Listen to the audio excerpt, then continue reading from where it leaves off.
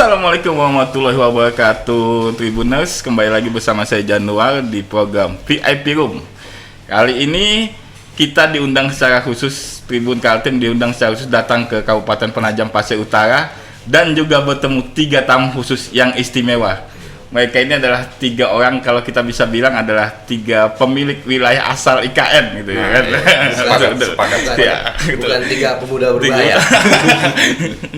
Yang pertama kita berkenalan dengan Pak Dandim PPU ya, dari sebelah kiri saya, Pak Letkol Infantri Arfan Afandi.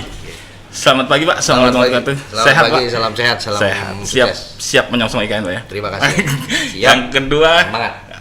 tamu istimewa kita yang kedua adalah Pak Kapolres Penajam Pasir Utara, Bapak AKBP Hendrik Eka Bahalwan. Ya. Pak, selamat pagi. Assalamualaikum warahmatullahi wabarakatuh. Waalaikumsalam warahmatullahi wabarakatuh. Sehat Pak ya? Saya sama. Iya, silakan Pak. Sahabat Tribuners dimanapun berada. Halo. Salam mesra dari Penajam Pasir Utara selaku daerah asal IKN. Oke, siap. Yang ketiga yang juga sangat istimewa sekali, Pak Kajari PPU, Bapak Dr. Agus Chandra SHMH. Pak, selamat pagi. Assalamualaikum. Selamat pagi, waalaikumsalam warahmatullahi wabarakatuh. Salam sehat para sahabat VIP Room ya. VIP Room. Tribuners. Dimanapun berada, Tribuners ya. Aman Pak ya? Belum ada kasus besar lagi di BPU ya? Belum. Semoga nggak ada lah. Kita berharap tidak ada. Ya. Kita udah usah bicara dulu yang menyentuh itu dulu Pak ya. Kita menyongsong keberadaan IKN yang sejak 2019 kemarin sudah ditetapkan lokasinya berada di Penajam Pasir Utara dan Kutai Kartanegara. Nah, mungkin saya pertama dulu ke Bapak Kapolres dulu gitu Pak ya. Apa sih Pak yang berubah suasana ketika Penajam Pasir Utara ditetapkan menjadi kawasan ibu kota negara gitu Pak? Banyak sebenarnya. Yang saya lihat yang berubah itu dulu kalau kita melintas Penajam sebelum ditetapkan banyak sekali plang tanah mau dijual ya. Setelah ditetapkan plang itu udah dicopotin ya. Saya melihat itu signal yang kuat dan masyarakat yang tadinya mungkin ya sudah hidup di Penajam begini-begini aja. Begitu Penajam ditunjuk sebagai daerah IKN nantinya mereka memiliki harapan baru. Tapi harapan itu masih bingung ini mau kemana. Dan yang saya tangkap dari kacamata Kamtibmas dan perspektif hukumnya juga ke depan juga pasti akan banyak permasalahan-permasalahan tenurial dan atau lahan gitu. Itu sih yang kita tangkap awal pada saat itu, dan itu harus kita treatment dari awal sekali supaya problem-problem ini tidak menjadi bola panas di kemudian hari. Menjadi masalah, keberadaan IKN justru menjadi masalah gitu Pak ya. Nah, saya mungkin ke Pak Dandim Pak. Pak, tugas berat menanti Bapak ketika PPU ditetapkan sebagai IKN gitu Pak. Nah, bagaimana kemudian Bapak mengkonsolidasikan hal tersebut gitu Pak? Baik. Sebelum saya menjawab, artinya saya tambahkan dulu terkait dengan perubahan PPU sebelum dan sesudah IKN. Itu kalau dari kita tinjau dari faktor aspek geodemokonsos itu banyak sekali yang berubah. Ya, geografi itu yang tadinya dari Penajam ke Sepaku itu kurang lebih 4 jam ya kan. Sekarang sudah bisa ditempuh 1,5 jam. Ya, kemudian terkait dengan masyarakat pun banyak ya perubahan perilaku yang tidak sedikit kepada perilaku asas pemanfaatan situasi ya kan, yang itu merupakan adanya perubahan kondisi sosial. Namun itu harus ditangkap dengan positif oleh masyarakat. Artinya itu harus mengarah ke perubahan yang positif terkait dengan tingkat kesejahteraan masyarakat yang akan meningkat. Contohnya dalam kegiatan-kegiatan IKN tentunya kan banyak perekrutan penduduk lokal. Nah, artinya harus dirubah mindsetnya, dirubah kondisi sosialnya sehingga itu menjadi perkembangan yang sangat-sangat positif di seluruh aspek lingkungan Penajam Pasir Utara. Terkait dengan apa yang menjadi pertanyaan tadi, bagaimana sih konsolidasinya?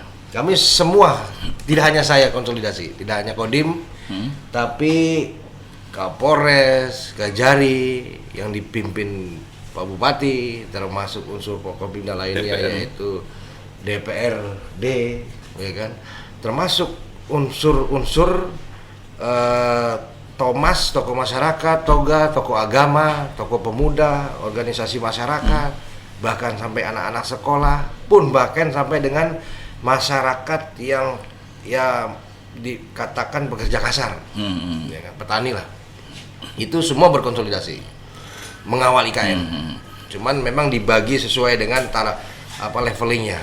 Kalau kami sebagai Forkopimda, kalau saya mengawal dari segi pengamanan keamanan aspek ideologi maupun teritorialnya, beliau dari Kamtipmas sebagai Kapolres, Kajari pun dari segi legalitas hukumnya ataupun alas hukumnya. Jangan sampai nanti apa yang tergulir di IKN ini ada hal-hal yang menjadi catatan khusus. Tapi TNI kan menjadi ujung tombak sebenarnya Pak di pembangunan IKN ini sebenarnya ya.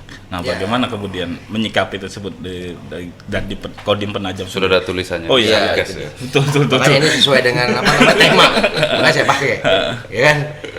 Artinya ya kalau kita berperang, ya kan, kalau misalnya ini kan IKN ini dibilang Mas tadi tugas berat. Artinya kan musuhnya banyak. Betul. Kalau ibarat perang, ya kan, artinya bukan hanya satu tombak, banyak tombaknya.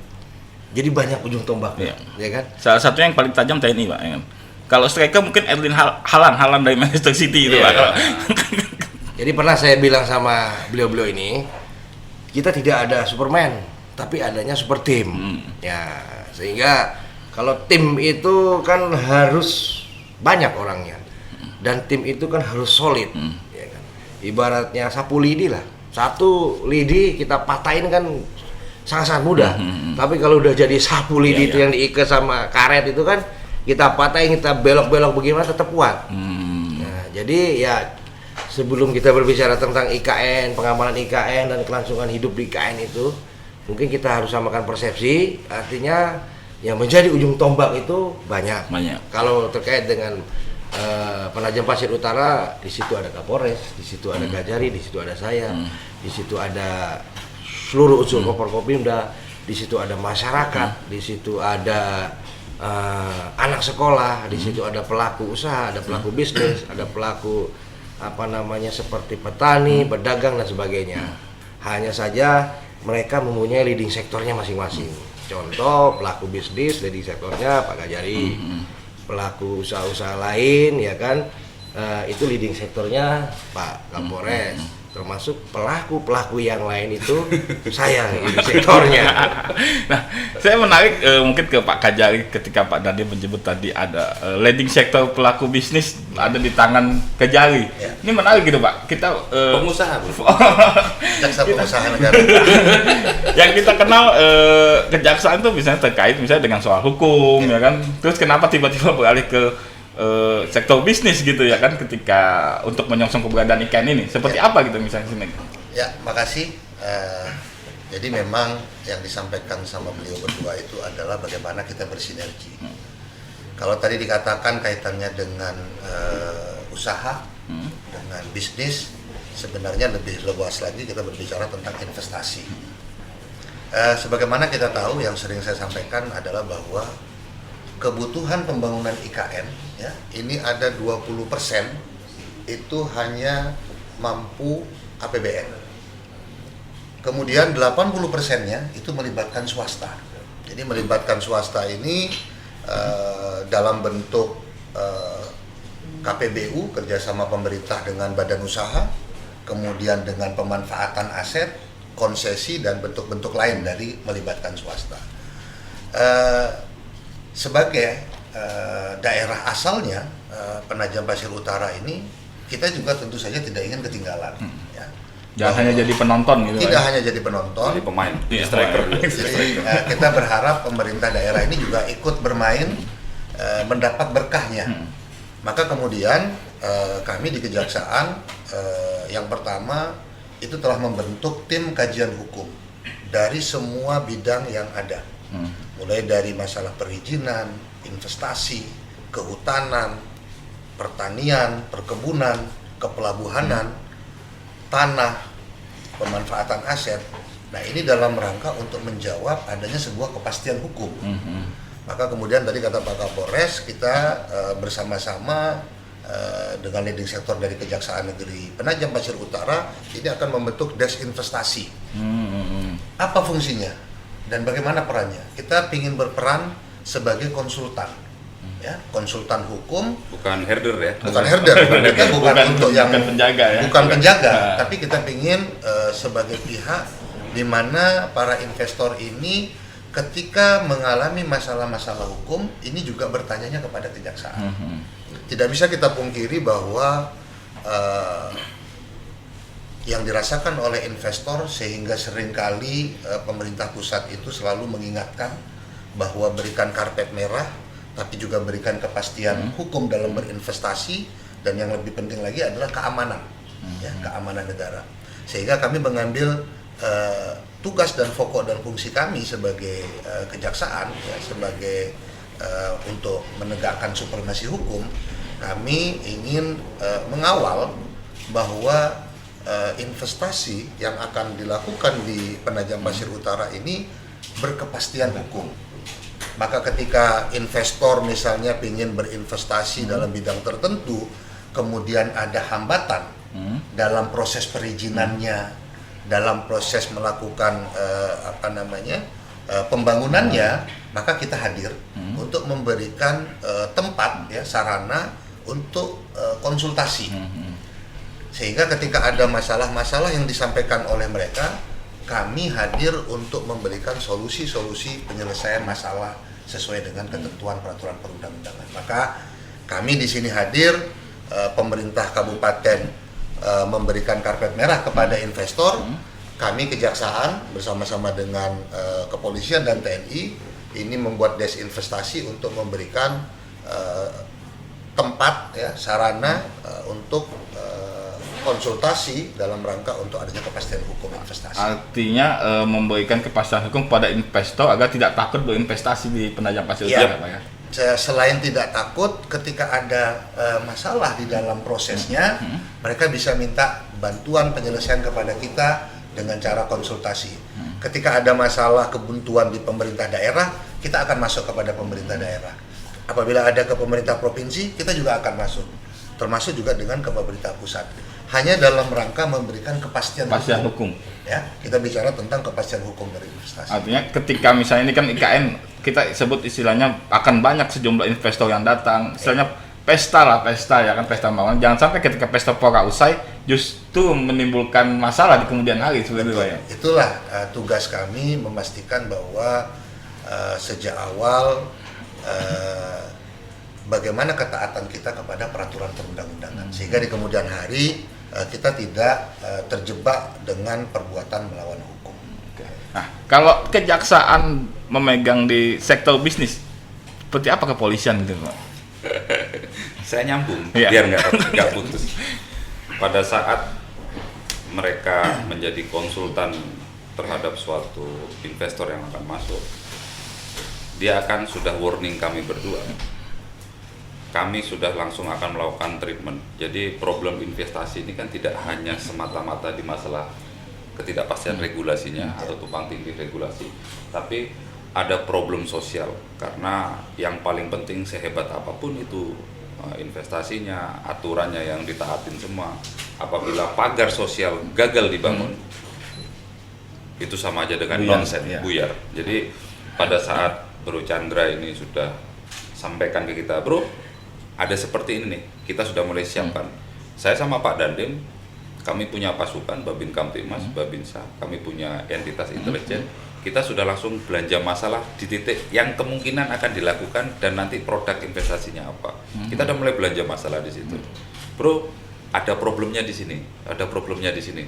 Jadi dia akan berbicara mana harmonisasi aturannya, dia akan membuat aturan-aturan untuk menyamakan harmonisasi ini, aturannya. Kami akan lebih kepada manusianya. Jadi pada saat ini datang ini langsung bermain. Tugas kami yang akan mengedukasi dan melakukan advokasi kepada pagar sosialnya. Seperti apa misalnya prakteknya yang dilakukan oleh jajaran kepolisian gitu? Praktek yang sudah kita lakukan selama ini, yang sudah ada terinvestasi di sini. Yang sudah ada terinvestasi di sini, contoh kemarin ada beberapa perusahaan yang sudah ada di sini, itu begitu jalan dan melakukan investasi, banyak sekali teriakan-teriakan atau riak dari masyarakat. Nah, selama ini teriakan-teriakan itu mereka hanya teriak. Terakhir, caranya tidak tepat. Mereka melakukan pemalangan, mereka melakukan pressure ke pihak perusahaan. Saya bilang, ini tidak boleh terjadi terus-terusan. Jadi, bukan mengedukasi masyarakat terhadap pentingnya investasi yang sudah berjalan di sini, tapi malah membiarkan situasi ini menjadi liar. Terakhir ditariknya macam-macam, permasalahan kesukuan lah, terakhir permasalahan putra daerah non putra daerah. Padahal kita semua paham bahwa kita ini rakyat Indonesia, ini adalah tanah kita semua dan harus dikelola dengan benar. Nah, inilah yang kita lakukan intervensi ke DPRD, ke Pak Bupati. Pak, buka ruang pintunya Bapak. Selama ini mereka nggak ketemu pintunya. Ruang dialognya itu. Ruang dialog.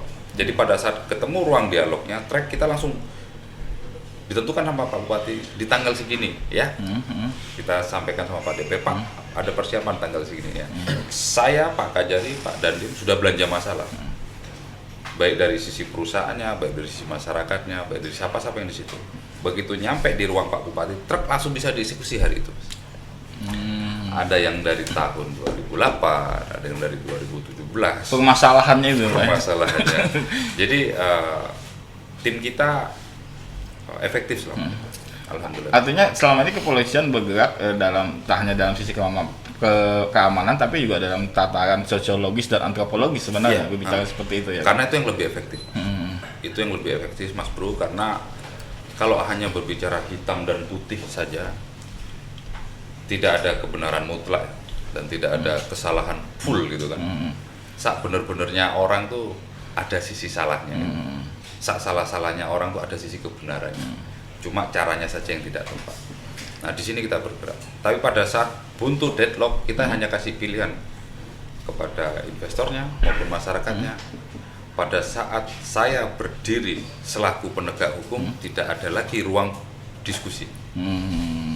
Akhirnya ya mereka sendiri. Akhirnya terakhir kita hanya nonton, mereka sendiri yang tektokan, Pak Bupati ngaminin, plak jadi disaksikan kami. Jadi setiap ada problem-problem di sebuah dengan warga, kami berempat hadir dengan DPR ya. Kalau DPR komisinya biasanya yang cuma hadir.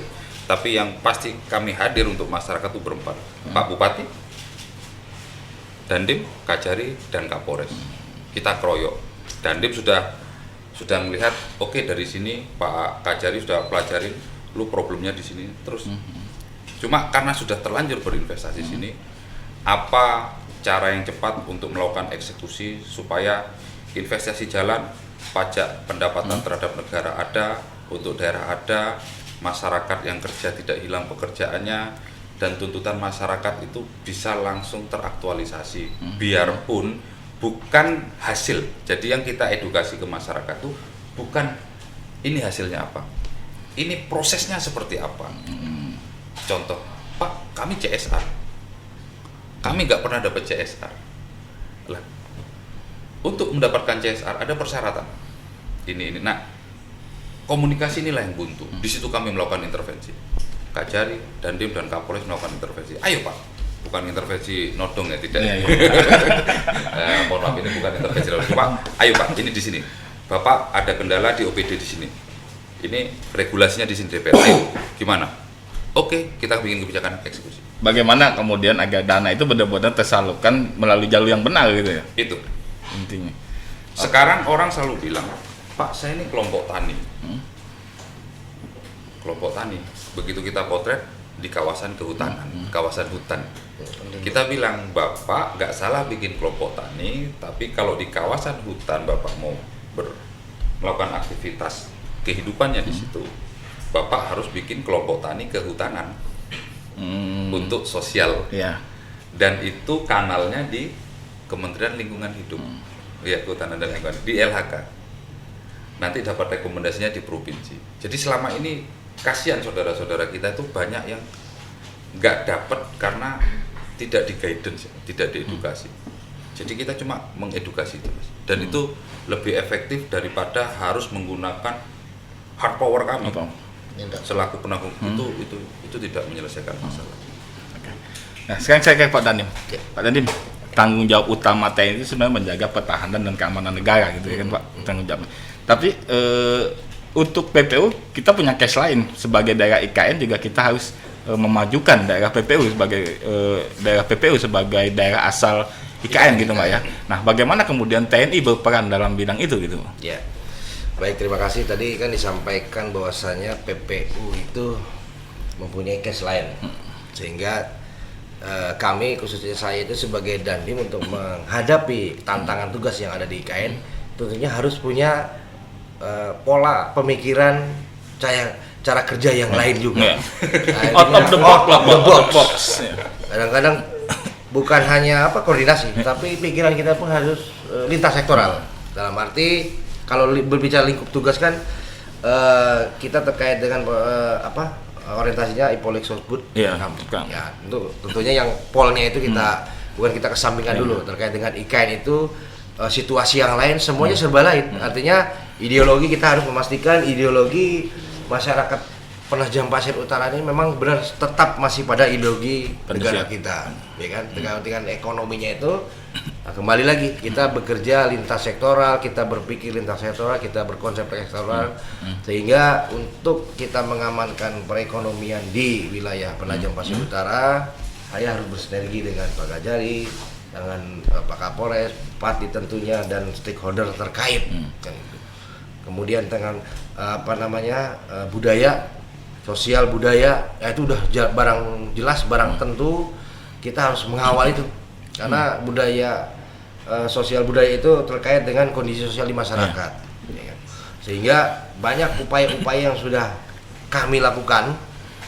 Saya memberikan suatu ide, gagasan, kemudian selanjutnya saya share ke beliau-beliau ini menjadi suatu bahan diskusi untuk memperkuat Penajam Pasir Utara sebagai daerah asal IKN dalam mengawal itu dalam tanda kutipnya itu mengawal dari desinvestasi, kepastian hukum investasi, mengawal dari situasi Kamtibmas, mengawal dari ideologi teritorial yang masih dalam on the track bangsa dan negara kesatuan Republik yang kita cinta ini, sehingga kita semua sama-sama digiring dalam konsep tersebut untuk mengawal IKN secara fisik maupun non fisik, sehingga apa yang menjadi keinginan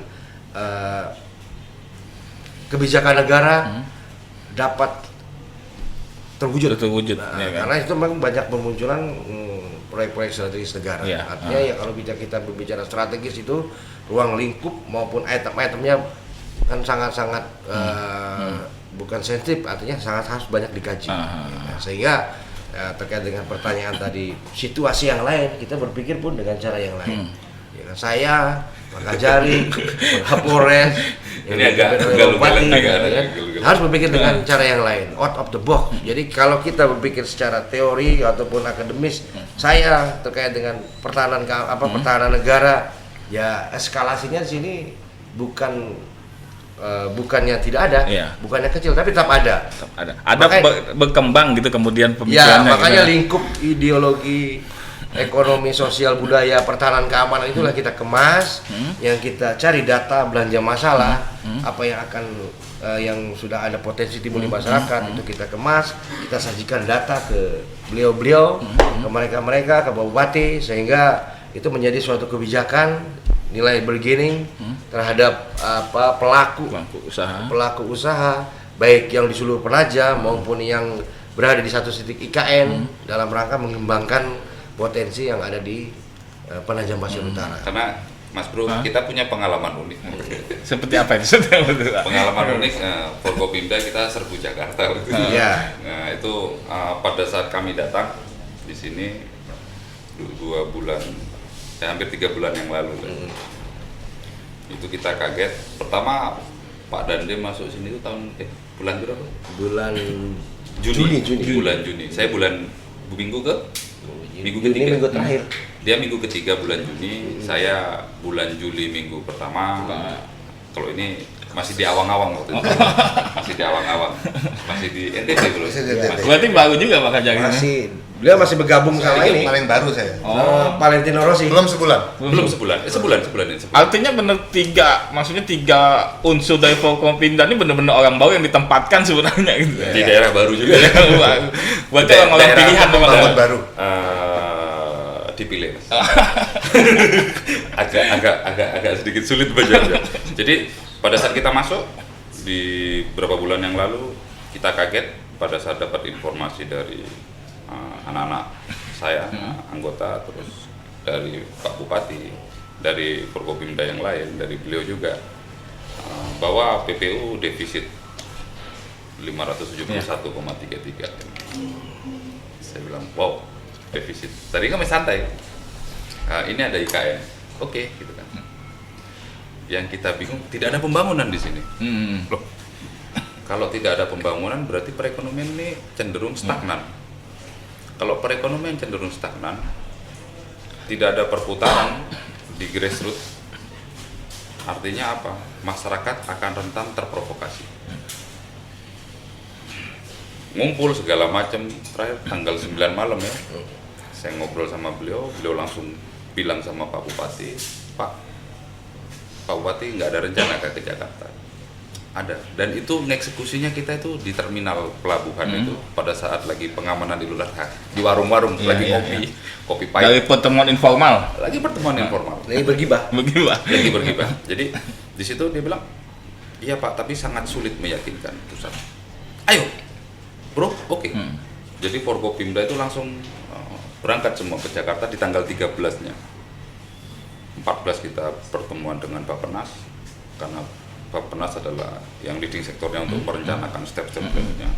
Habis itu kita ke Kemendagri, kita ke DPR RI, bahkan kita ketemu dengan PUPR secara informal ya di lobi hotel itu. Hanya untuk apa kalau dengan PUPR?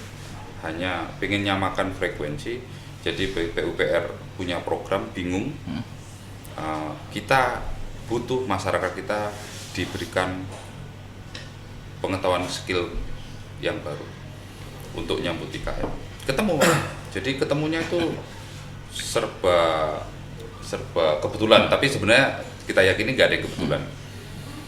Ketemu Pak, saya punya program, kita sambut, makanya ada pelatihan di sini. Ya, pekerja konstruksi, masak, jahit, semuanya itu hasil dari ngobrol-ngobrol ringan Pak Bupati dengan Forkopimda, dengan beliau-beliau di sana, yang langsung efektif bisa langsung dieksekusi. Artinya kita berbicara Kamtibmas, bicara hukum, berbicara teritorial, kita tidak mengambil sudah bukan di wilayah preventifnya lagi, tapi di preemptifnya lagi. Jauh kita sudah ke hulu. Jadi sebelum IKN ini bergerak pembangunan masifnya, masyarakat sini sudah harus mendapatkan knowledge tambahan, hasanah baru. Oh seperti ini loh kalau bangun. Kan tukang-tukang, tapi tukangnya itu karena pengalaman, bukan tukang karena ini loh caranya bangun. Nah itu yang terakhir dilakukan banyak sekali pelatihan-pelatihan di sini. Nah habis itu ada komunikasi, ada terakhir kementerian-kementerian lain juga memberikan program kayak kemarin ada Sepaku Expo apa itu namanya? Festival Sepaku. Nah kegiatan-kegiatan ini yang harus sering diglorifikasikan, sentuhannya harus taktis, dia sederhana, dia aplikatif, dan dia punya daya ungkit. Nah, itu untuk daerah IKN ya, karena pada saat kami selalu ditanya bagaimana dengan IKN, kita selalu akan berbicara dua sisi uang yang berdampingan. Pertama adalah pembangunan IKN-nya, yang kedua adalah Kabupaten Penajam Pasar Utara selaku daerah asal IKN. Ini harus bergerak pembangunannya berbarengan, biarpun ada perbedaan, tapi gapnya kita usahakan tidak terlalu jomplang. Karena pada saat gap itu jomplang, ada permasalahan perekonomian, terjadi inflasi yang tidak terkendali, tentu dong, ancamannya ada inflasi tidak terkendali, tidak usah diprediksi lagi, otomatis Kamtibmas akan terganggu. Betul. Otomatis Pak Dandim akan sibuk di lapangan, Kapolres di lapangan dan melakukan penegakan hukum. Pak Chandra akan sering ngetik setiap malam. Itu yang nggak mau kita terjadi semuanya. akan sering begadang setiap malam. Makanya mau nggak mau kita harus bergerak ke hulunya, baik dari masalah investasi, baik masalah dari potensi tenorialnya, baik dengan masalah perekonomian mikro, dan bahkan beliau banyak anggotanya yang memiliki passion bertani. Jadi saya bergerak di wilayah UMKM-nya, terus beliau bergerak di masalah lahan tidur yang dilakukan produktivitasnya. Sekarang lahan-lahan tidur sudah digerakkan sama teman-teman Babinsa, sudah produktif. Resource-nya ada kita, Bos. Iya. Pada saat resource ada, tinggal dikemas, Bos. Saya branding. Seperti apa branding di pemerintah pusat itu?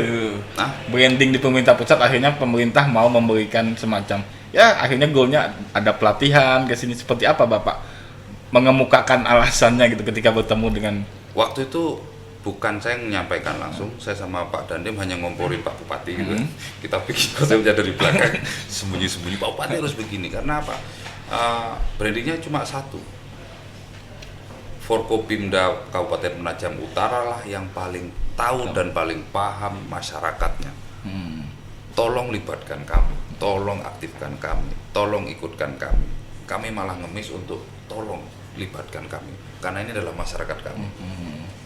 Karena kami yang paling paham dengan daerah ini. Akhirnya didengar, ya alhamdulillah, dan itu semua terexekusi. Oke.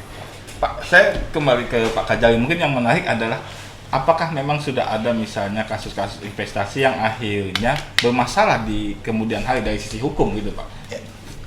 Yang Perumda. yang kita cari sebenarnya yang bukan yang bermasalah, tetapi yang pada gilirannya tidak jadi melaksukan investasi. Jadi bukan sudah melakukan investasi kemudian salah, tidak. Tetapi para investor, calon investor yang berminat untuk menginvestasikan, ini akhirnya tidak terjadi karena adanya Nggak firm, ketidakjelasan nggak firm. aturannya, ada kekosongan aturannya, atau bahkan ada masalah di level pelaksanaannya, termasuk tadi di pagar sosialnya. Iya. Jadi ini yang kita akan sampaikan ya, untuk memberikan gambaran terkait dengan bagaimana adanya kepastian hukum investasi. Ini penting karena saya juga sering sekali bertemu dengan investor yang mengatakan bahwa ini anggaran sudah ada, kami sudah siap, tapi kesiapan pemerintahnya mulai dari pemerintah daerah, kabupaten, provinsi sampai ke pusat ini saling lempar kewenangan. Nah ini sebenarnya salah satu sebab terjadinya adalah peraturan perundang-undangan yang mengatur ini terjadi kekosongan dan belum ada harmonisasi terkait dengan hal tersebut, sehingga sedangkan di sisi lain investor ini tidak ingin tahu bahwa itu Pemkab, Pemkot, Pemprov, Pempus. Yang mereka tahu adalah dengan aman. Iya, yang mereka tahu adalah kalian semua adalah pemerintah Republik Indonesia. Makanya kita hadir untuk memberikan dukungan kepada pemerintah daerah Kabupaten Penajam Pasir Utara adanya kepastian hukum berinvestasi. Di sisi lain, kalau tadi sudah disampaikan oleh rekan-rekan saya tadi, saudara-saudara saya tadi, bahwa bagaimana kita hadir di sini juga dalam rangka untuk meningkatkan perekonomian daerah Kabupaten Penajam Pasir Utara. Berkah dari ditetapkannya Penajam Pasir Utara menjadi bagian dari IKN, bahkan menjadi kawasan induk pusat pemerintahannya, itu mestinya dapat dimanfaatkan betul oleh pemerintah Kabupaten Penajam Pasir Utara. Tetapi yang saya rasakan ketika 1 bulan, belum genap 1 bulan di sini adalah kegamangan ya, yang dirasakan oleh teman-teman pemerintah daerah. Yang takut kedua salah adalah, langkah ya, mungkin ya. Yang kedua adalah adanya ketakutan dan kekhawatiran. Kita tahu sama-sama bahwa kemarin ke Komisi Pemberantasan Korupsi ke sini, tapi bagi kami itu jadikan sebagai contoh ya, ada hikmahnya di situ. Guru. Dan selanjutnya kita harus bagaimana menjadikan itu sebagai hikmah yang pada gilirannya kita harus melakukan yang terbaik. Makanya hadirnya kami ini untuk memberikan sebuah kepastian hukum dan memberikan konsultasi kepada pemerintah daerah, termasuk yang kami temukan adalah belum adanya penerimaan daerah dari BUMD. Maka kami lakukan diskusi, ya, kami konsolidasi dengan perusahaan air minum daerah, kemudian dengan Benua Taka. Salah satu yang kami temukan adalah belum adanya SOP kaitannya dengan kerjasama. Padahal ini sudah diatur di dalam peraturan pemerintah 54 tahun 2017 tentang BUMD, kemudian peraturan pelaksananya itu ada di Permendagri 118 2017. Ini sudah cukup jelas bahwa ketika badan usaha milik daerah ini yang tugasnya adalah berusaha, ya, menjadi salah satu sumber pendapatannya daerah, ini memanfaatkan itu. Tetapi ketika pola kerjasama dengan pihak ketiganya tidak ada, ya pertanyaannya bagaimana kalian akan melakukan kerjasama. Maka kami ini sudah tim di Kejaksaan, ya, ini sudah mulai melakukan pembahasan ya, dengan BUMD yang ada di pemerintah Kabupaten Penajam Pasir Utara, dengan teman-teman bagian hukum, kemudian dengan teman-teman bagian pemerintahan sebagai pihak yang melakukan pembinaan terhadap BUMD. Kemudian yang menarik adalah peraturan kepala daerah yang diamanatkan oleh Permendagri 118 kaitannya dengan persetujuan prinsip juga belum ada. Nah, ini menjadi salah satu concern kami di Kejaksaan untuk segera dapat menyusun bersama-sama dengan pemerintah agar kesempatan-kesempatan usaha yang akan dilakukan oleh BUMD ini pada gilirannya bisa meningkatkan perekonomian daerah. Mungkin kami di sini tidak lama, 1 tahun, 2 tahun, karena di sini kursi panas. Tetapi kami ingin meletakkan pondasinya. Jadi kami bertiga ingin apa yang kami lakukan ini nyata. Ya. Meninggalkan legasi mungkin. Meninggalkan legasi dan nyata memang dapat meningkatkan perekonomian daerah. Kalau tadi kita bilang pembangunan yang akan ada di Sepaku, ya, untuk IKN, apa yang bisa dilakukan oleh BUMD? Kami bukan hanya melihat, tapi kami memberikan masukan-masukan dengan belajar masalah yang didapatkan oleh Pak Dandim, Pak Kapolres dengan jajarannya. Apa potensi itu? Ini yang kami sampaikan, dan bahkan bukan hanya kami sampaikan, tapi kami mendorong agar mensegerakan sehingga nyata. Harapan kami APBD 2023 itu BUMD PPU ini sudah punya penerimaan dari BUMD. Artinya yang dilakukan oleh Forkopimda ini tidak hanya memberikan kenyamanan investasi bagi orang luar, ya kan? Tapi juga mendorong bagaimana semua sektor di PPU ini bergerak, termasuk ke badan BUMD itu, Pak. Ya, persis. Itulah yang akan kita ciptakan iklimnya, iklim investasi untuk investor. Tapi juga jangan kita berpangku diri, bermenung diri, menunggu durian runtuh, tidak bisa.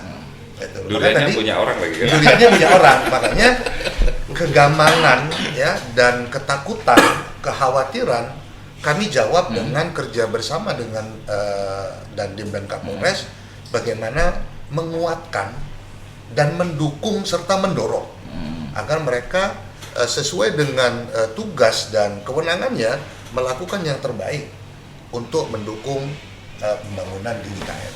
Kejaksaan sendiri punya tim khusus nggak, Pak, untuk melakukan hal tersebut? Sebenarnya bukan tim khusus, tetapi ketika ini diperlukan maka kami membentuk tim-tim yang pada gilirannya akan membantu sesuai dengan bidang-bidang yang nantinya akan dihadapi. Tadi saya sudah katakan kami sudah membentuk tim kajian hukum, karena jaksa, ya, kalau kita bilang yang biasanya jaksa ini hanya concern di bidang penuntutan saja, tindak pidana umum. Maka kemudian saya hadir di sini, saya samakan persepsi dengan para jaksa dan staf yang ada pada gilirannya dalam rangka untuk meningkatkan. Nyamakan atau pencut? Nyamakan dulu. Oh, dinyamakan. Jadi becutnya itu nanti kalau sudah nggak bisa jalan, baru kita becut. Tiap hari pulang malam. Oh, begadang ngetik, Pak. Ya. Jadi yang pertama adalah kami samakan dulu persepsinya. Jadi para jaksa ini harus mampu menjawab tantangan-tantangan nyata yang ada di Penajam Pasir Utara. Maka kemudian saya bentuk tim untuk mempelajari kaitannya dengan perizinan, investasi, kepelabuhanan. Kalau tadi sudah disinggung sedikit, bagaimana arus lalu lintas, bagaimana usaha-usaha kepelabuhanan, terus kemudian mengenai tanah yang akan ada di IKN ini, banyak sekali potensi-potensi masalahnya. Kemudian bagaimana daerah punya aset tapi tidak dioptimalkan pemanfaatannya. Ini semua saya tugaskan mereka untuk melakukan kajian agar mereka paham pada gilirannya ketika ada masalah ini mereka sudah bisa berjalan. Ya, makanya kemudian kita bentuklah desinvestasi. Nah, desinvestasi inilah yang akan menjawab adalah tim saya. Karena di saat itu saya lagi belanja masalah dengan teman-teman. Jadi di kantor sudah siap. Jadi tidak perlu menunggu lagi kajarinya. Tapi teman-teman sudah siap untuk sebagai konsultan ya dalam rangka untuk menjawab masalah-masalah hukum yang timbul berkembang di masyarakat Penajam Pasir Utara. Oke. Pak Kapolres, bicara soal kue IKN, kita tidak hanya bicara soal investasi besar, tapi kita juga bicara masyarakat khususnya di Penajam Pasir Utara yang notabene bergerak pada sisi UMKM, ya kan. Nah, bagaimana kemudian Polres atau kepolisian bergerak menangani itu gitu ya kan? Karena ini juga berkait dengan sisi sosiologis juga kan. Kalau bergerak di sisi perekonomian mikronya kami saat ini, karena itulah yang bisa cepat kita eksekusi memang untuk mengendalikan inflasi dengan situasi negara bahkan global, kondisinya tidak baik saja di wilayah global. Yang bisa kita lakukan yang ada di wilayah kita. Kami punya istri-istri, bukan saya. Istri. Saya punya istri. Saya punya istri dan anggota punya istri-istrinya. Kalau istri-istri konotasinya beda dah. Ampun. Nanti ini bisa cut gitu. Ini bahasanya itu kami punya istri-istri sama istri-istri kami. Ya. Kita sudah melakukan komunikasi insentif dengan IWAPI di Kabupaten PPU, terus dengan Kadis Perindakop, terus dengan para pelaku usaha mikro, dengan ibu-ibu organisasi yang ada di sini. Itu sekarang setiap minggu sudah melakukan komunikasi dengan metodenya sendiri. Itu kita dorong. Tiap minggu itu ada pertemuannya. Jadi dari PKK, Dharma Wanita, Persit, Bayangkari, Adiaksa,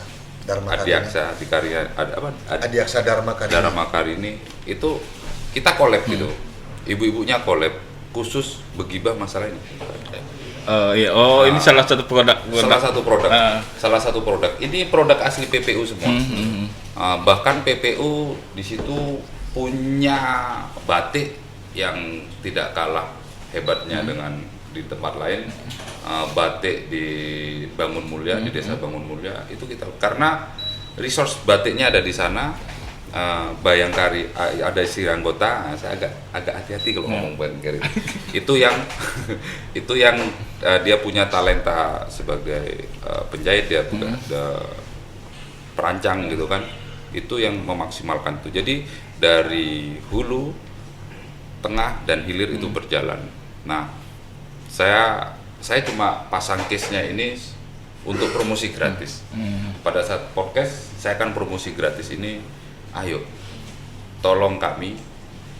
Ini saudara-saudara kita di Penajam Pasir Utara sudah berkarya. Ada yang dari sisi busananya, ada yang dari sisi makanannya. Ayo.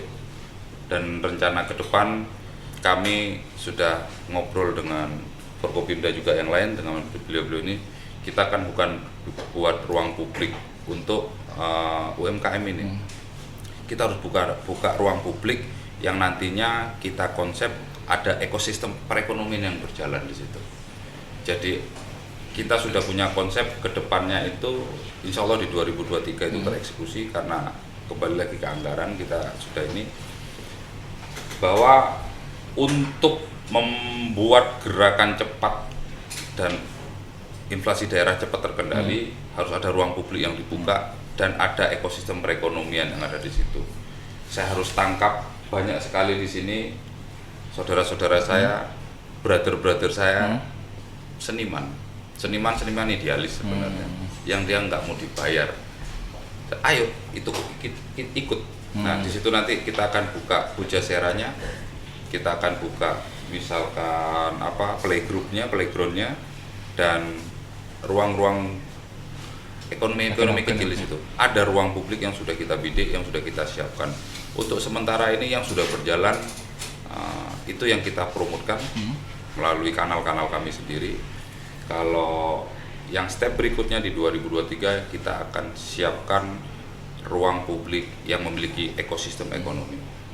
Artinya kita nggak ingin masyarakat PPU hanya menjadi menonton yang nanti akan mengganggu situasi Kamtipnas sebenarnya gitu. Iya. Kalau mereka hanya sebagai melihat pembangunan IKN gitu Pak ya. Pada saat orang tenang, Ya. jiwanya sehat lahir batin gitu kan. Bukan yang itu nggak sehat sebenarnya nggak. Jiwanya tenang, dia tentrem, adem gitu kan. Dia lebih enak diajak komunikasi daripada dia yang buntu pikirannya. Iya, betul. Yang dia makan aja masih mikir, kita ajak ngobrol. Yang ada kita dimaki, Iya, Mas. Bukan komunikasi yang muncul, tapi dimaki. Nah, situasi ini nggak boleh terjadi. Ruang-ruang publik, ruang-ruang ekonomi harus secara masif kita kembangkan. Itu yang sekarang sedang kita kerjakan, di samping ada plan project Forkopimda itu di jangka menengah dan jangka panjang. Kita punya targeting itu, tapi yang sekarang yang bisa kita lakukan hanya ini, karena ini yang bisa langsung tereksekusi tanpa birokrasi yang ribet. Dan satu, pimpinan kami sudah menggelar, Pak Dandim juga sudah melakukan, Pak Kajati juga sudah ada, Pak Kapolda sudah menyiapkan treatment awalnya, membuat operasi, kalau kami adalah operasi kepolisian Nusantara Mahakam, itu yang ngawal IKN. Saya akan melakukan supportingnya, baik dari ikut masuk dalam operasi kepolisian tersebut, dan saya juga akan siapkan treatment lain untuk mendukung keberhasilan pola operasi tersebut dan Kabupaten PPU selaku daerah asal IKN. Jadi kita selalu bermain dua sisi. Tapi seperti apa peran dari Polres PPU sendiri gitu Pak di operasi Operasi Nusantara Iya, Mahakam. Nusantara Mahakam itu.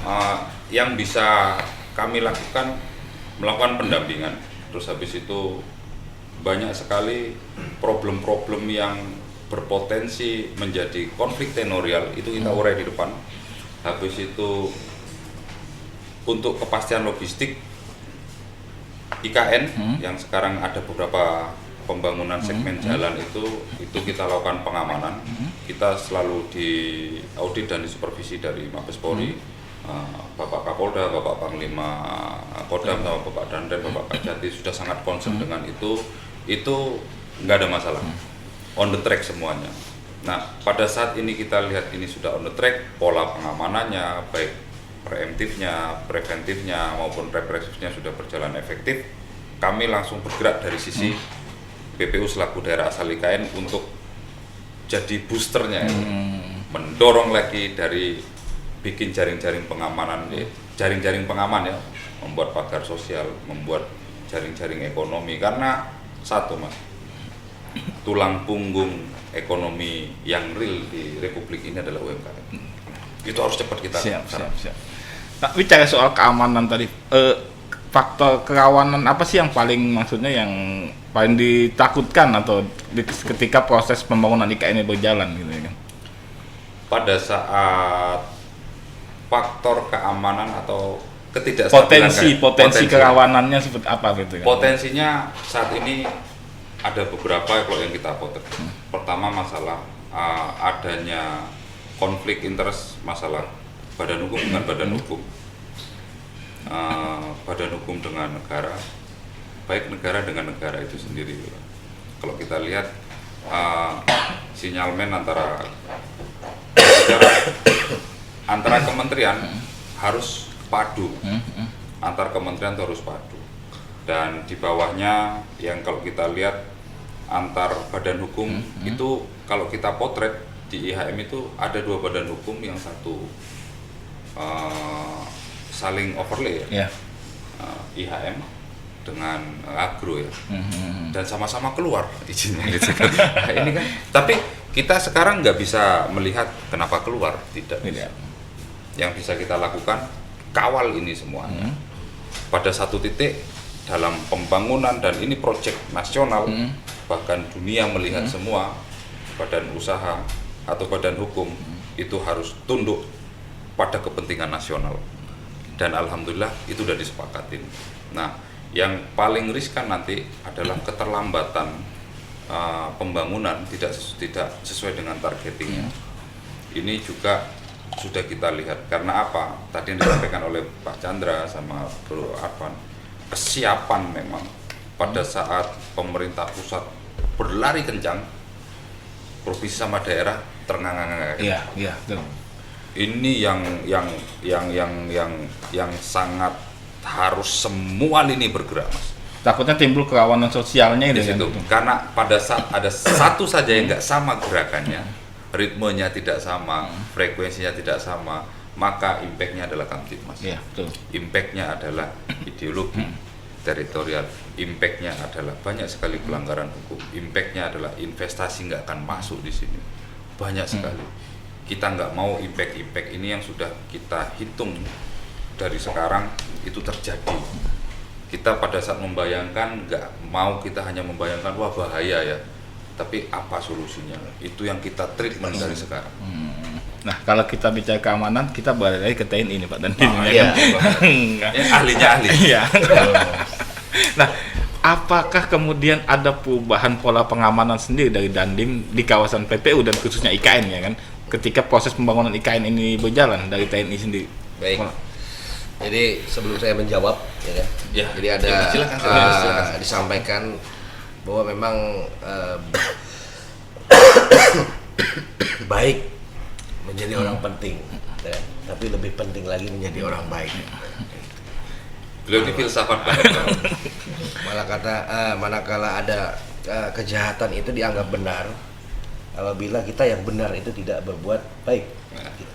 Makanya kami Forkopimda ya, saya berbicaranya secara general ya, artinya Forkopimda PPU karena untuk mengabdi kepada PPU, sehingga konsep kami pingin seperti kopi, ya, tetap dicintai walaupun tanpa menyembunyikan kepahitannya. Iya. Itu ada tiga itu yang saya tangkap itu. Pecinta kopi ya. Ya, terkait dengan pola pengamanan, ya tetap kami berpedoman kepada Undang-Undang TNI nomor 34 tahun 2004 itu, yang salah satunya itu adalah tugas OMSP, Operasi Militer Selain Perang, di mana terdapat beberapa ayat 14 kegiatan, 14 item, salah tiganya yaitu membantu tugas Pemda, membantu tugas kepolisian, ya kan? Sehingga mengamankan objek vital nasional. Nah, ini kan termasuk Sudah masuk Opitnas ini Pak ya? Ya, artinya kalau judulnya proyek strategis negara itu sudah menjadi tanggung jawab secara tidak terucap dalam 14 langkah-langkah OMSP tersebut. Artinya itu tetap harus bersinergi. Kalau terkait dengan pola pengamanan, kebetulan Kodam memberikan amanah kepada saya, istilahnya membentuk suatu sub satgas pengamanan IKN. Tentunya dalam melaksanakan tugas tersebut, saya selaku Dandim dan satgas pengamanan IKN tidak berarti berjalan sendiri, harus menggandeng beliau Kapolres. Kita kolektif. Makanya saya bilang tadi ada yang namanya ideologi, ekonomi, sosial, budaya, pertahanan, keamanan. Nah, itu sangat-sangat berlaku dan sangat-sangat kita ingin implementasikan di IKN. Tentunya bukan IKN aja, karena kalau misalnya kita hanya berbicara IKN itu Hanya maka wilayah Babulu, Waru, ya kan, Penajam itu, wah kok itu terus yang diomongin, Iya. kita nggak pernah diomongin. Artinya secara general. Teman disampaikan tadi ada cara situasi lain, ya ini karena dimulai IKN, maka konsep berpikir kita juga pun lain, paradigmanya lain. Kita semua bersepakat manakala ada momentum di depan kita, siapa yang kira-kira itu potensi untuk mengembangkan PPU, potensi mengembangkan mengawal IKN, maka kita ambil momentum tersebut. Walaupun itu kalau dilihat itu di luar kerangka tugas pokoknya masing-masing. Makanya kemarin pada saat saya mengadakan pengecekan situasi keamanan di wilayah IKN itu Sepaku, kan, kebetulan saya bertemu dengan salah satu personil dari Kementerian PUPR. Saya sudah sampaikan ke mereka beliau semua, ke depan kita akan mengadakan seperti FGD, forum group discussion. Di situ mereka menghadirkan para pelaku kegiatan, menghadirkan kepala satker, menghadirkan PPK, dan kita pun akan menghadirkan saya hadir berbicara terkait dengan Ipolek Sosbud Hankam. Beliau hadir berbicara terkait dengan Kamtibmas. Kajari hadir sebagai memberikan suatu legalitas hukum yang pasti untuk menghindari catatan-catatan khusus pada selesai kegiatan nanti. Begitu juga Bupati sebagai kepala daerah yang memiliki IKN sebagai daerah asal, Penajam Pasir Utara sebagai daerah asal IKN. Kita belanja masalah kepada mereka. Apa sih selama ini yang dihadapkan terkait dengan pembangunan kegiatan di IKN itu? Permasalahannya apa yang dihadapi, apa yang menjadi kesulitan, apa yang menjadi hal-hal yang rentan. Nah, itu kita belanja masalah, nanti kita diskusikan, maka inilah solusinya ke depan. Apakah dari sisi TNI ada penambahan personel, Pak? Tentunya ada, karena dengan luasnya IKN tersebut, ya kan, Kodim tentunya secara mandiri tidak dapat melaksanakan kegiatan tersebut. Maka kita memberikan tambahan kekuatan personil, ya kan, di sana ada satgas pengamanan, ada satgas penerangan, ada satgas hukum, dengan berkolaborasi dengan satgas yang dari Polda, sehingga itu bisa terjalin secara sinergi di lapangan, sehingga kita melaporkan kepada pimpinan-pimpinan kita dalam bahasa yang sama pula. Karena pun ya kita semua, saya, Pak Kapolres maupun Pak Bupati, istilahnya dalam kondisi dan situasi waktu bagaimanapun tetap kita siap untuk mengawal IKN. Ya, itu merupakan kebanggaan sebenarnya. Bagaimana kemudian kalau kita bicara pembangunan IKN sudah berjalan, terus bahkan banyak distribusi barang sudah mulai jalan ke kawasan IKN. Bagaimana kemudian aparat keamanan mengawal proses distribusi itu gitu, Pak? Iya, dari awal, makanya treatmentnya dari awal. Kayak kemarin kita sudah jalan-jalan ke BCT itu. Kita sudah nyebrang ke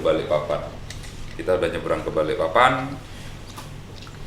Hanya menyampaikan secara preemptif persiapan, karena kalau kita lihat Teluk Balikpapan ini kelihatannya luas.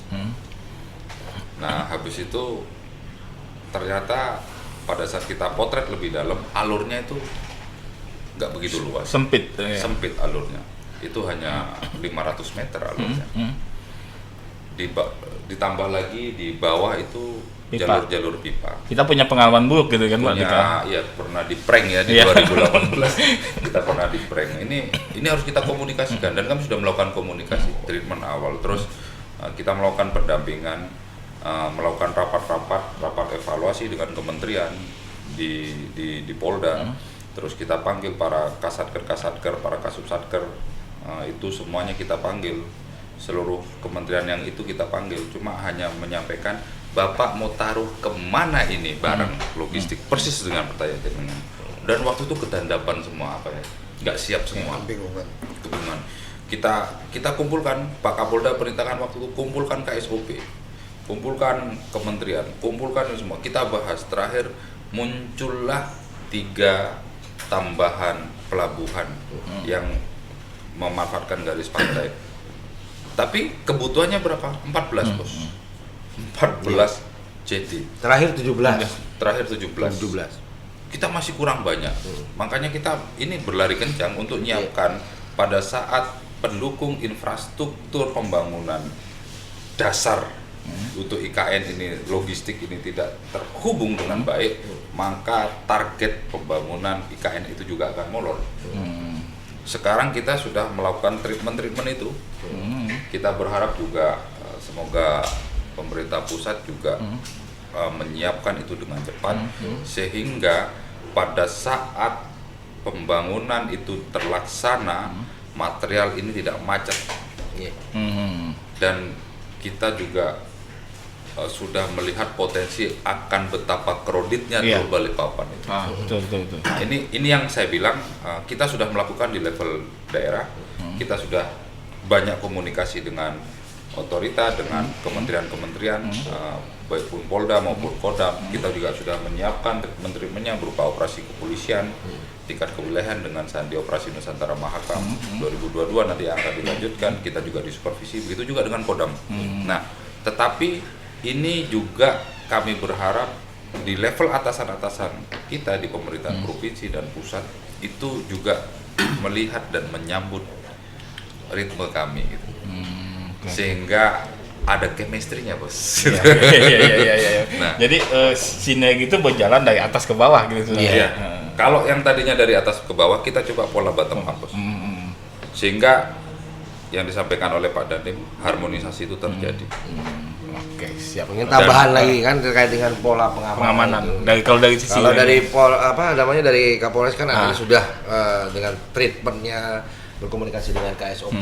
Makanya informasi hasil dari treatment tersebut disampaikan ke saya, ke kami selaku pemangku kewilayahan teritorial. Maka kita melakukan eksekusi, mendata, menginventarisir pelabuhan-pelabuhan yang kiranya yang memang sudah disiapkan, yang memang ada potensi untuk pelayanan kebutuhan logistik, yang mana yang tidak, yang mana yang perlu.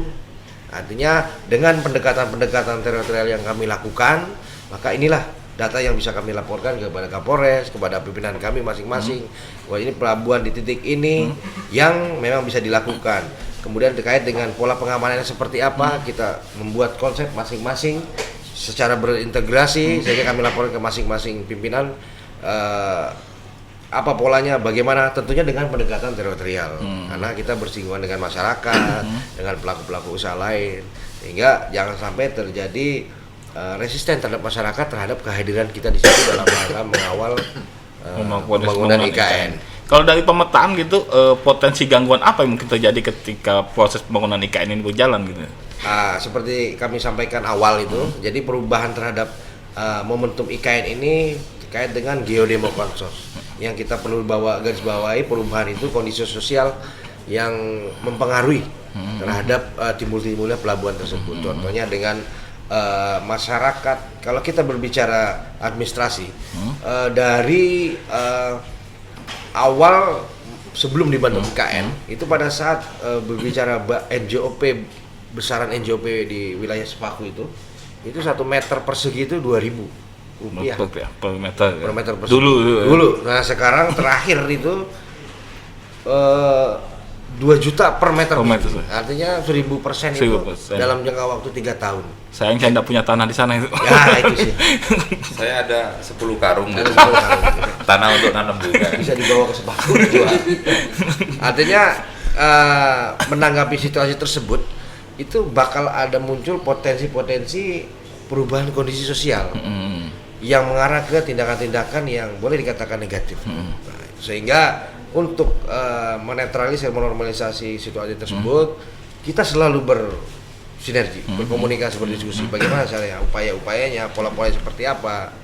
Ya kan? Kita minta masukan, kita berkomunikasi dengan masyarakat, kita komunikasi dengan kepala desa, kepala lurah, camat dan selanjutnya, sehingga win-win solutionnya itu seperti apa, itulah titik temunya.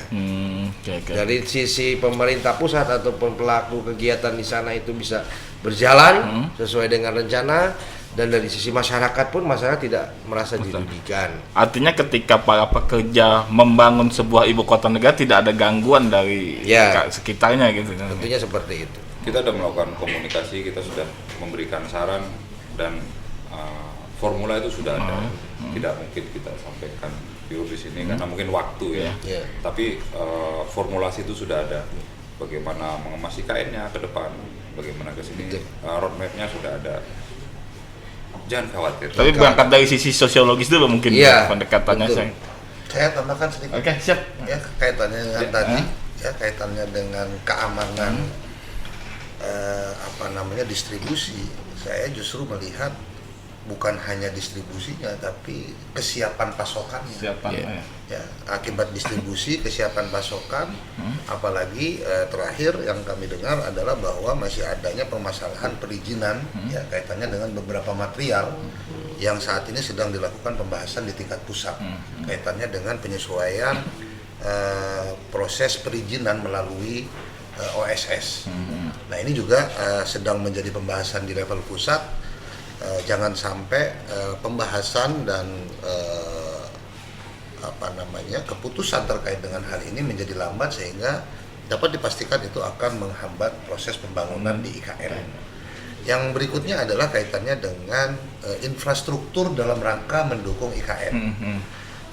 Paling tidak saya melihat ada dua ya. Yang pertama adalah kaitannya dengan sistem penyediaan air bersih di sana.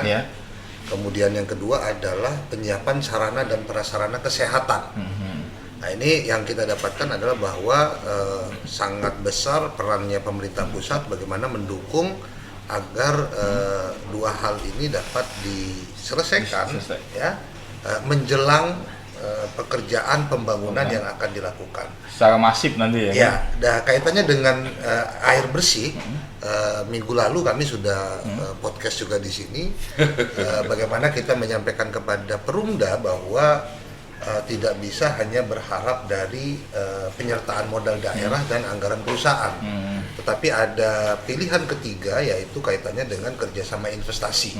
Dan ini yang kembali lagi tadi yang coba kami lakukan pembenahan terkait dengan pemilihan mitranya dan persetujuan kepala daerah kaitannya dengan persetujuan prinsip.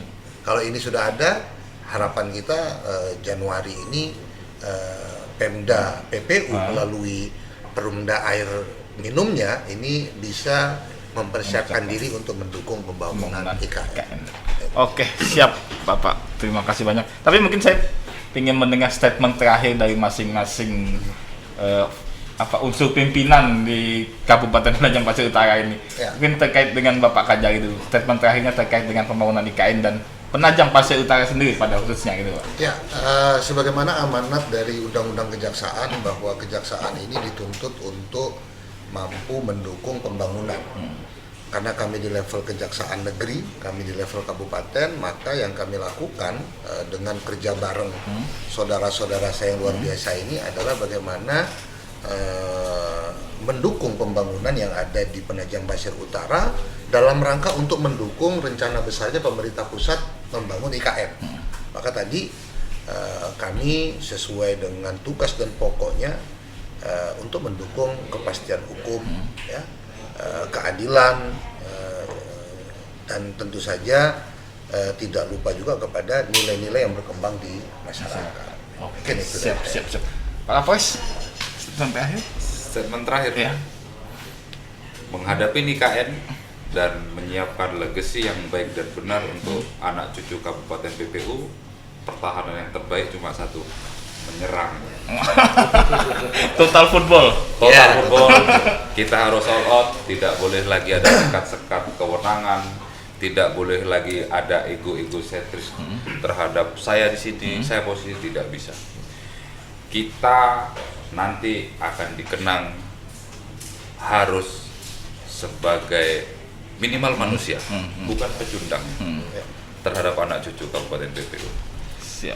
Aku yakin. Aku yakin Pak Dandim mungkin terakhir dari Pak Dandim sebagai closing statementnya. Closing statement ya berdasarkan Undang-Undang IKN maupun Undang-Undang TNI kita kolaborasikan sehingga TNI secara umum khususnya Kodam 6 Mula Warman, mobil khusus lagi Kodim PPU di mana adanya IKN di situ, kita bertanggung jawab secara moral maupun moral untuk mengawal IKN sehingga apa yang akan tumbuh kembang di IKN itu dapat dipastikan lancar, aman, kondusif tanpa ada situasi yang sifatnya mengganggu ketertiban maupun keamanan. Karena walaupun bagaimana itu merupakan tanggung jawab kita semua, namun secara Forkopimda saya selaku Dandim tentunya akan selalu mendukung apa menjadi kebijakan Bupati maupun menjadi kebijakan ataupun keputusan dari Forkopimda.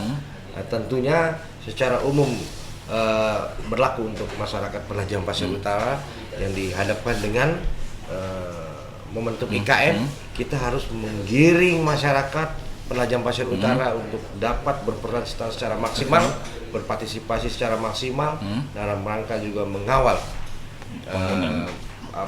proyek ataupun program strategis negara. Karena itu merupakan suatu kebanggaan, itu momentum yang jangan sampai disia-siakan. Sehingga kita kawal terus dengan cara yang penuh semangat, merah putih dan selalu digas terus. Terakhir, Ya, siap. karena kami bertiga tuan rumahnya, tamu adalah raja. Silakan closing statement dari tamu. Oke, saya sekaligus tutup nih Pak. Ya. Oke, baik Bapak, terima kasih banyak atas kehadirannya. Terima kasih juga kami telah diundang ke sini ya kan. Ya semoga. Closing statement jangan lupa. Iya, sebentar saya. Semoga IKN dapat terwujud ya kan dan membawa kemajuan bagi masyarakat. Insya Allah. Tribuners, ibu kota negara adalah etalase bagi Indonesia di mata dunia. Karena itu sudah selayaknya kita mendukung pembangunan IKN. Tapi jangan lupa juga bahwa tujuan awal pemindahan ibu kota adalah pemerataan bagi masyarakat di seluruh Indonesia. Karena itu masyarakat juga harus dilibatkan dalam pembangunan IKN ini. Maka itu saya Januar pamit dari VIP Room edisi kali ini. Kita jumpa lagi pada edisi selanjutnya. Assalamualaikum warahmatullahi wabarakatuh. Waalaikumsalam warahmatullahi wabarakatuh. Terima kasih sudah nonton. Jangan lupa like, subscribe, dan share ya.